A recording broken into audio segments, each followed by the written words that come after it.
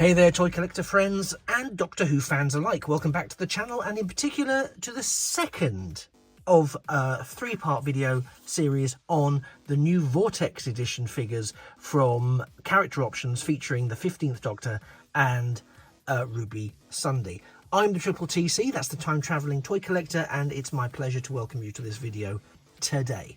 If you haven't already or you don't already subscribe to the channel, it would be fantastic if you could, because I am very keen to get to my next subscriber milestone, and your little click would absolutely help with that.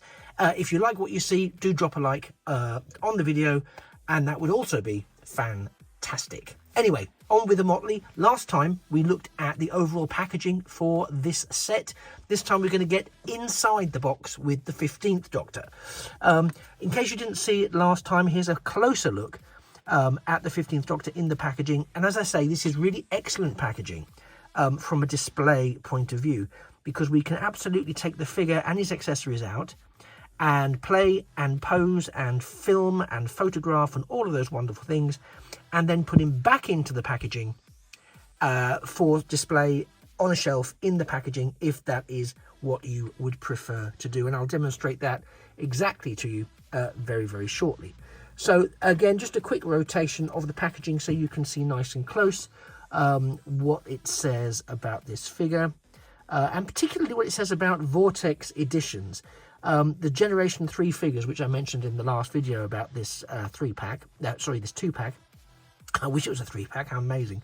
This 2-pack is around the highest specification of the overall paint deco, etc., the detailing and the additional articulation. And as I mentioned in the previous video, I have taken the figure out now, and it does have really good posability and articulation. And there's a bit about the 15th Doctor themselves. There's a list of the contents that you get. So as you can see, you get the figure of the 15th Doctor, the sonic screwdriver / mouse / whatever, the landmine accessory from the episode Boom, and the psychic paper accessory from just about every episode since it came back in 2005. So again, that's really what you're getting. Opening it up, there's a plastic tab there for taping it shut. I have sliced that with my craft knife. This packaging opens up here. It's all very straightforward, very neat, and then you just very simply pull out this drawer, and everything is available in this packaging. You've got instant access to the figure. These are taped in. Now, I know a lot of people will take these out, and I will at some point, but I find it's actually really hard to get the camera to focus meaningfully on these things. So before I take the figure out, I'm going to look at the accessories so you can see those nice and close, but using this as a mechanism to help support us with that. So there's the psychic paper accessory. You can see it's taped in nice and securely, and I would probably, when I'm done with it, put it back in and keep it taped. The Boom landmine is there. You can see the detailing around the outside of the various lights, and the pressure pad there that is stepped on, and you'll see why I'm keeping them in here in a second.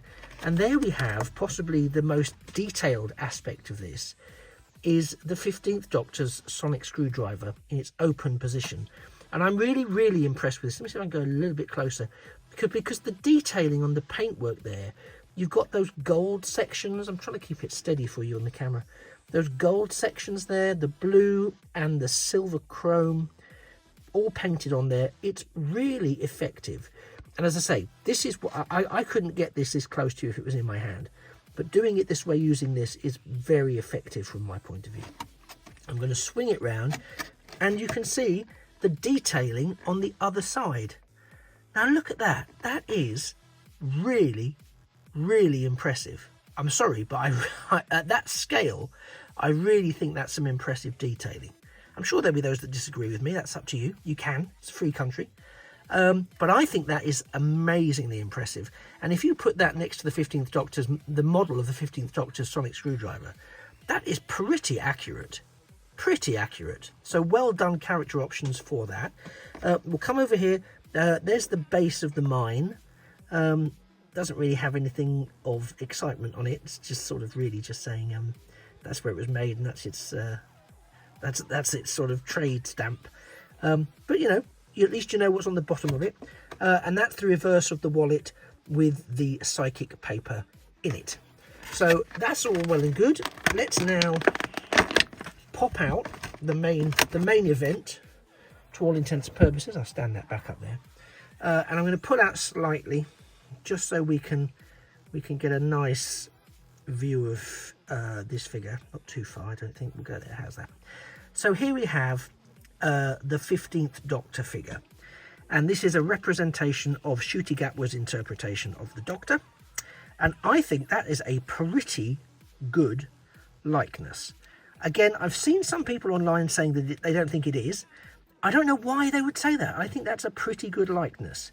I was going to make a joke about maybe a future edition will have a special feature whereby if you squeeze his legs or something, it'll cry.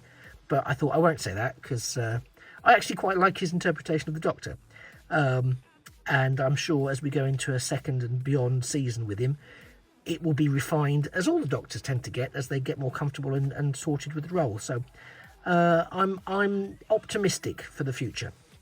But focusing on the toy itself, I think that likeness is really good. I think the necklaces look really good. I think the fact we've got the zip on the top is really good. If you part the coat, you can see it does have all the colour scheme of his top that he wears. The coat is a nice soft plastic. On the back you can see the detailing there. The belt there that hangs with the buckle. I mean, you can see the detail, try and keep you in focus, the detail there on the buckle. It's a really impressive list of detailed features. You can see the rings on the fingers there, and that's the same on this hand. Again, they are pre-posed, so we can hold the sonic screwdriver here, and presumably the psychic paper here.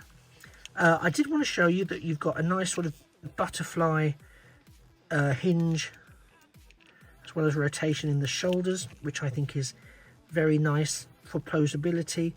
You've got the elbow bend. It's very stiff because it's just out of the box, but you do have it. You also have wrist rotation, which is nice.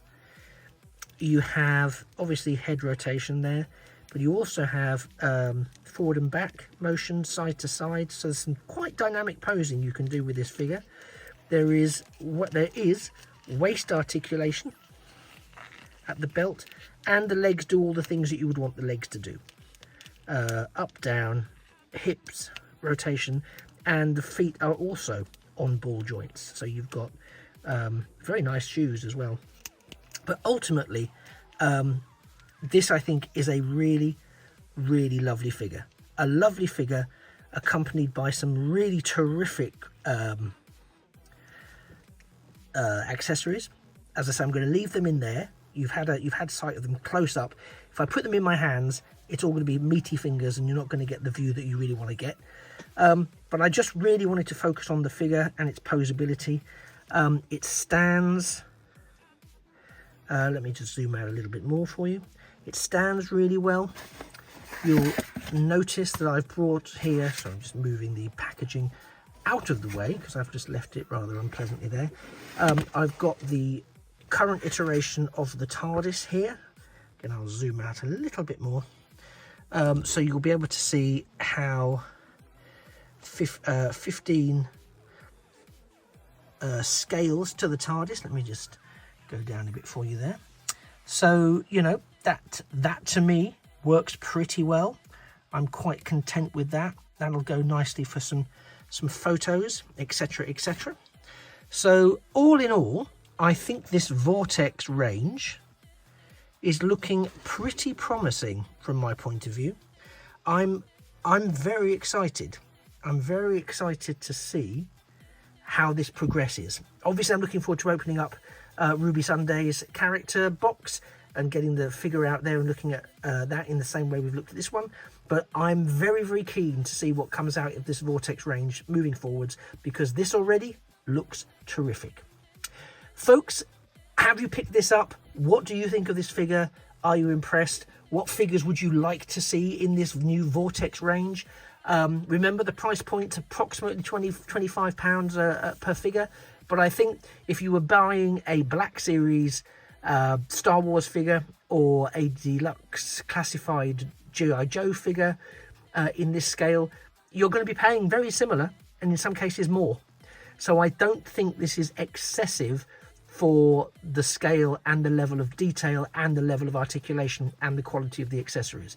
If you take all of that into consideration, I think the price point is okay. I don't think it's cheap, but I don't think it's too exorbitant, certainly at this time. So let me know what you think in the comments below. I'll be back very shortly with the final part of this, where we'll be looking at and unboxing the Ruby Sunday figure there, and then that will be this until we get some more Doctor Who figures in this range that are of interest to me. Looking forward to reading what you think about this down below. Thanks for spending the last 10 minutes or so with me. You've been a fantastic audience. I've been the Triple TC, that's the Time Travelling Toy Collector, and this has been the Vortex Edition 15th Doctor as portrayed by Ncuti Gatwa action figure from the Character Options Doctor Who figures range. I hope very much to see you in a future, or indeed in a past video. Again, do please consider subscribing.